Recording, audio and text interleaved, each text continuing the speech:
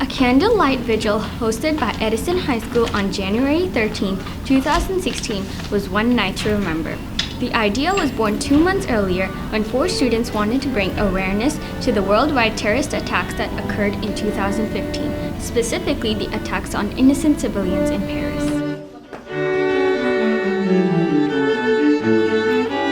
The idea was shared between several clubs, including the French Club, the Art Club, and the Echo Club.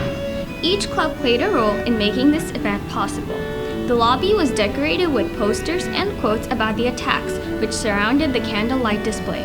Soulful music being played by a quartet of musicians set a mood of solemn remembrance.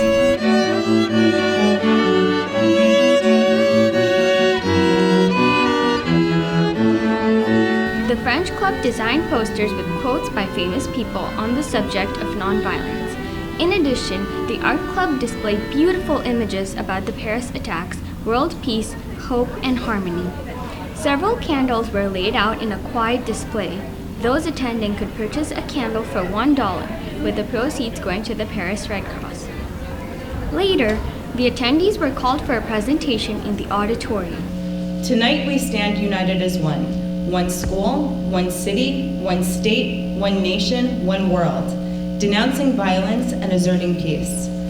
The president of the Moon and Stars Club began by speaking passionately about how terrorism shouldn't be blamed on any religion, especially Islam.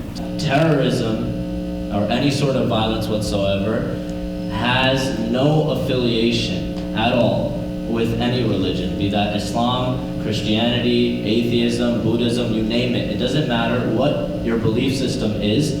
No act of violence or terrorism can be affiliated with a religion, but it can only be affiliated with a person's own personal beliefs and them acting out of their own accord. That's base number 1. This speech was followed by a graceful ballet to Le Monde Eston by Celine Dion, referring to the sorrow felt from the Paris attacks.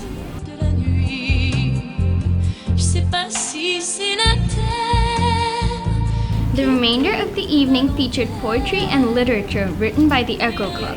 I once went to school excited to learn, and now I'm scared that our lockdown drills will no longer be drills, but us hiding from the villains, and I want to run from the hills. When did this get so bad?